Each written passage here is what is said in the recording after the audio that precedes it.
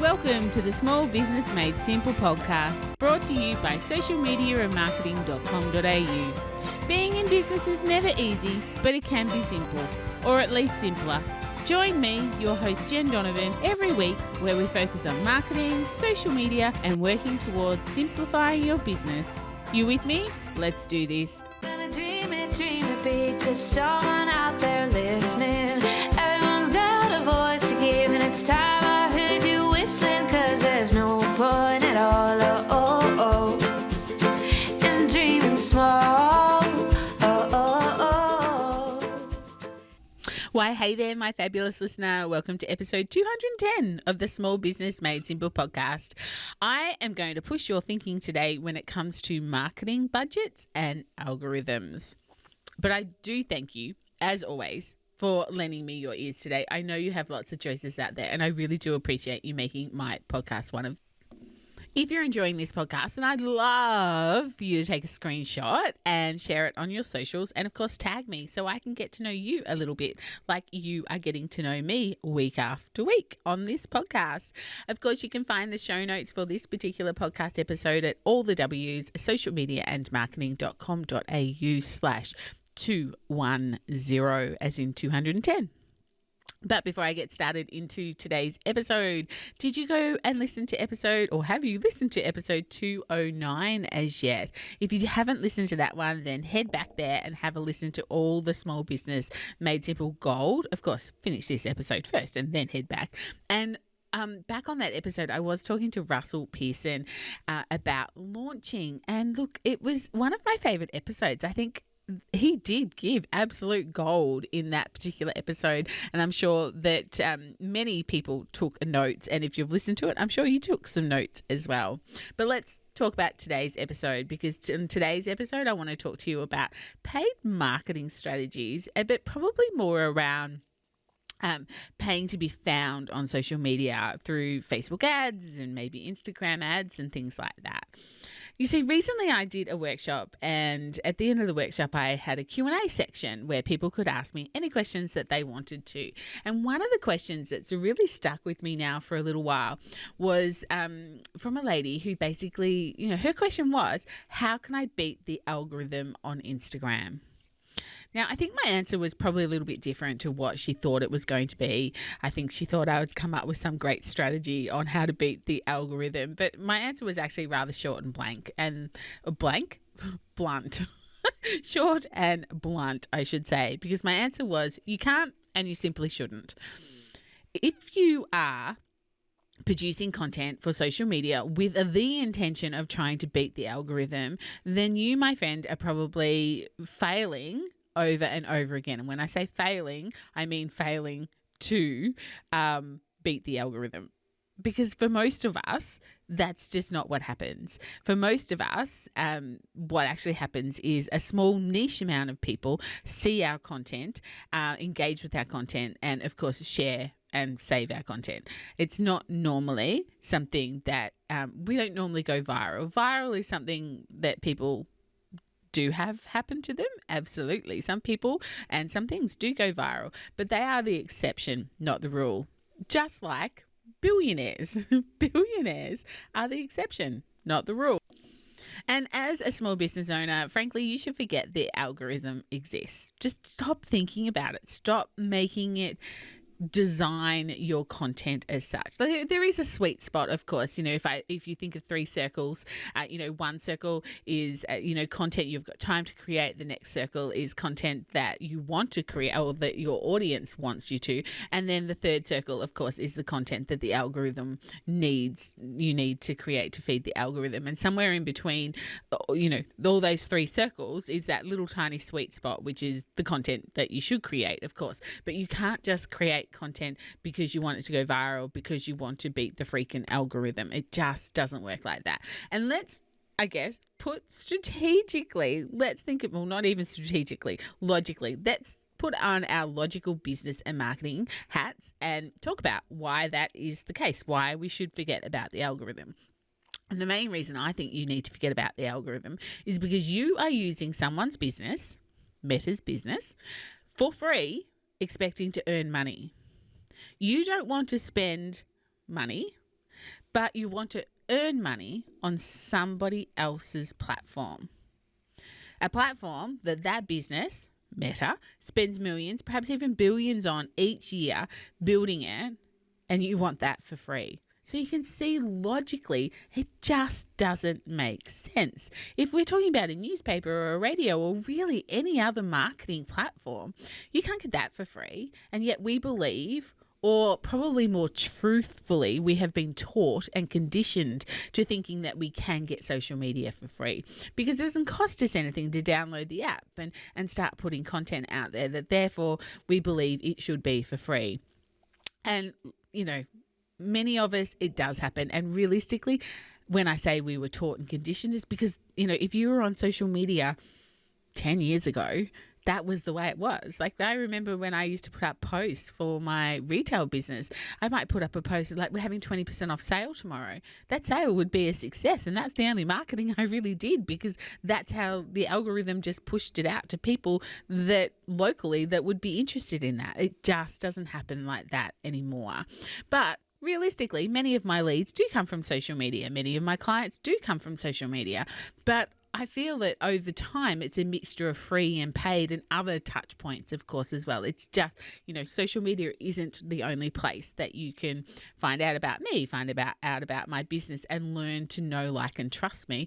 Hence, this podcast is one of those touch points.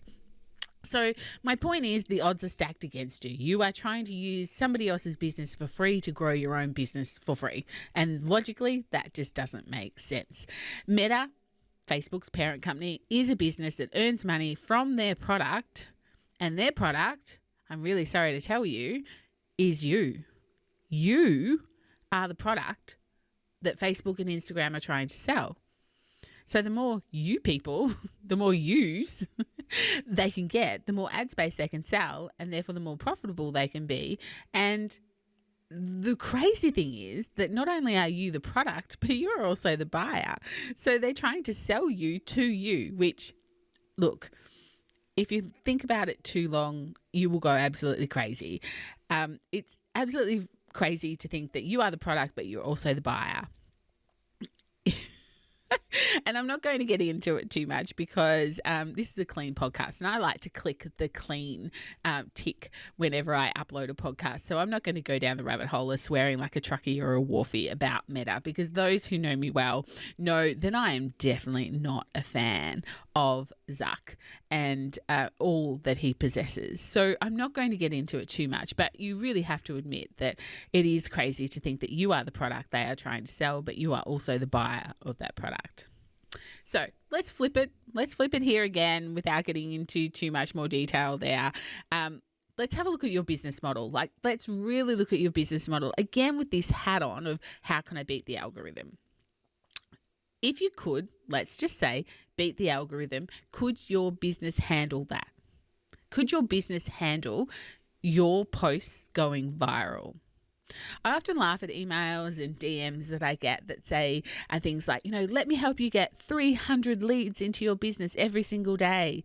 You know, click here to find out more, or buy this program and we'll teach you how to get 500, 1,000 leads into your business every single day.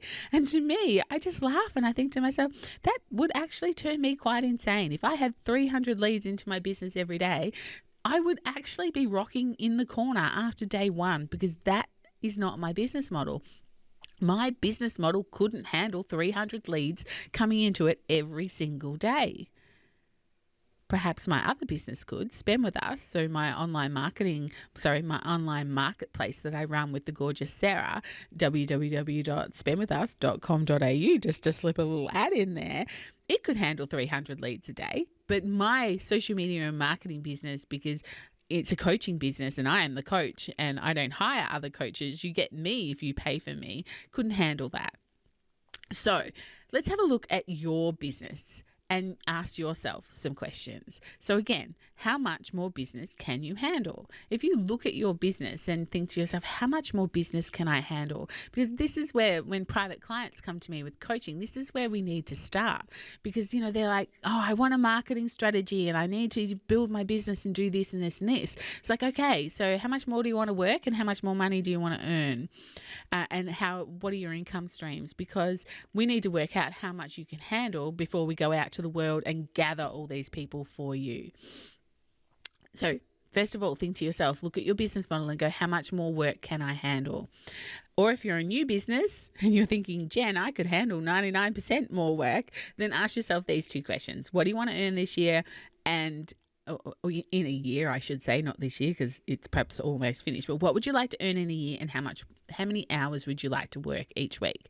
Because there is this thing as small business owners that we bought a business so we don't have to work 40 hours a week, 7 days a week. And yet that's the reality as a small business owner. Many of us are doing that, which is very counterintuitive. We might as well go and get a job and probably get paid more and work less. But we are entrepreneurial, we are small business owners, so we think differently. But ask yourself these questions. How much do you want to earn in a year and how many hours do you actually want to work in the week? Because once you know the answers to these questions, then you know around about how much energy and effort and money you need to put into your marketing. And you also know if going viral is really a thing that you should be aiming for, if beating the algorithm is really something that you should be aiming for, or whether it's just a really good vain metric that you would like to have in your belt. You would like to say, I had something that went viral. Totally get that. Had it, feels a bit good, but at the end of the day, does it fit into your business model? And also, let's, I guess, take a step back again when we're looking at, who we are trying to target and whether or not we need more leads. Let's have a look at the data you've got, like your insights and your analytics, and using both of those tools to make good marketing decisions. This is why I love digital marketing so much, is because there is specific insights and specific analytics and data that you can use to tell you when to post, what to post, where to post. Like these things, they're not guessing games when it comes to digital marketing. They might be for a start until you do some test and measure and things like that. I get that. But as business owners that have been in business 6 months, 12 months, you have this data. Are you using this data? Stop trying to beat the algorithm and spend time actually using the algorithm to your advantage, or using your insights and your data to your advantage. So many business owners that I work with have a thing, in inverted commas, for Instagram, and they use that platform the most because that's where they think they need to be. But the reality is, when we look at their data, Instagram brings in very few sales, brings in very few leads, and brings in not much traffic to their website as far as, impressions and that goes. So in essence, they are marketing to the wrong place to get sales. They might be marketing in the fashionable place or in the place they think they have to go in, but their analytics are telling them something different. And we know because we look at the data and we just know that Instagram doesn't stack up. So if you are Instagramming, you need to look at your data. Is Instagram working for you? If you are on Facebook, is that working for you? Email marketing, any sort of digital marketing you're doing, you've got stats to tell you whether or not it's working for you. So let's probably head back to where we started in this episode. And the original intent with this episode was, if you're trying to use social media for free and getting frustrated at your lack of traction, your lack of sales, your lack of leads, then my advice is simple, two-prong. Look at your data, like I just mentioned before, and get some clarity around what's working and what's not working, and set some strategic goals around that, given what you find in that data. And secondly, set aside a marketing budget, some cold, hard cashola that you will actually set aside for a paid marketing strategy. Now, if you're not quite sure, if you've never done Facebook ads or Instagram ads, or if you boost posts, please stop boosting posts before you have a chat to me. They're probably not bringing you in the return on the investment that you deserve. So Instagram, Facebook ads are very different to boosting. So have that discussion, do some research before you boost your next post. But if you wanted some more information around Facebook and Instagram ads, then head back and listen to episode 32 and episode 42 of this podcast. The links, of course, are in the show notes, but they're basically socialmediamarketing.com.au/32 and socialmediamarketing.com.au/42. So to finish off today's episode, and to recap, you can't beat the algorithm. You shouldn't be trying to beat the algorithm, and you should be making decisions based on marketing facts, using digital data, and you should have a paid marketing strategy and be investing money back into your business. For most of you, you are paying probably for a website on a Shopify or a Square or something like that. So you are already investing in your business. So, and yet we have this real pushback of doing digital ads. It's like, oh yeah, but I already pay for all this other stuff, and yet we don't pay for digital ads. We need to change our mindset, especially coming into, probably for you, or probably for a lot of small business owners, the most lucrative time of the year. You're either, e-commerce and you're really building up to big sales, or maybe you're setting yourself up for next year by, getting your services bought and locking people in for 2023. Social media is becoming a pay-to-play place, or really it already is. When you're looking at Facebook and Instagram, it's already pay-to-play. Like really, if you are getting leads, if you are getting traction, if you are getting sales through social media and you aren't paying, give yourself a pat on the back because you are butting the system. Celebrate that. It may not be enough for you. You might want more of that. But if you are using somebody else's business for free and making money, then I think that is definitely something to celebrate. But we do need to stop ignoring the fact that we need a paid marketing strategy. They say actually that your marketing budget should be about 10% of your turnover. So I'd be really interested for you to have a bit of a look at your own marketing budget and say, is that 10% of my turnover? And I did say turnover, not profit. Anyway, I'd love to chat more about this. It's a bit of a complex topic because we see people, or we think we see people beating the algorithm, and we want a slice of that pie. But my question to you today is, do you really want a slice of that pie? So personally, and no offense to the people that do, but dancing and singing and pointing on Instagram so I could go viral just isn't my thing. It would be very unauthentic of me to do. I would rather have my followers that I have now than 50,000 because I was unauthentically dancing and singing. I know people do it. I know that people have built amazing businesses, or seemingly amazing businesses. Because I also think we need to be adult enough to know that what comes out on social media is the highlight reel, not necessarily everything that happens inside a business. So work out what you really want, what your business really needs, and then let's have a chat. Book a discovery call with me. You can get into my calendar and have a look what suits. My calendar is at bit.ly, bit.ly/discover with Jen. Or again, come to the show notes and the links in there, or go to my website and you can book a call through there. And let's get your marketing humming today. Why wait any longer to get this marketing strategy done? And of course, we can look at all these things. How much bigger can you get? How much bigger do you want to get? Otherwise, let's have a chat in my Like-Minded Business Owners Facebook group. If you're not already a member in there, come and join. Otherwise, I will see you next week for episode 211. If we're not social on social, come and find me on Instagram, Facebook, or LinkedIn. I'm pretty much Jen Donovan. We're in all those platforms. And one last thing before I go. If you have a subject that you would really like me to cover on this podcast, or a guest you would like me to interview, get in touch. DM me or email me, jen@jendonovan.com.au, because I would love to hear what you would love to hear. But whatever you do, remember, my small business peep, as my opening song says, there is no point in dreaming small. No time like the present. Tell it like you feel it, say it proud, be true, and let us see you for the star that you are. No point in dreaming small. I would like to acknowledge the traditional custodians of the land, the Yorta Yorta people, on which I record this podcast and conduct my business today, and pay my respects to their elders, past and present. I extend this respect to the Aboriginal and Torres Strait Islander people here with us today as well.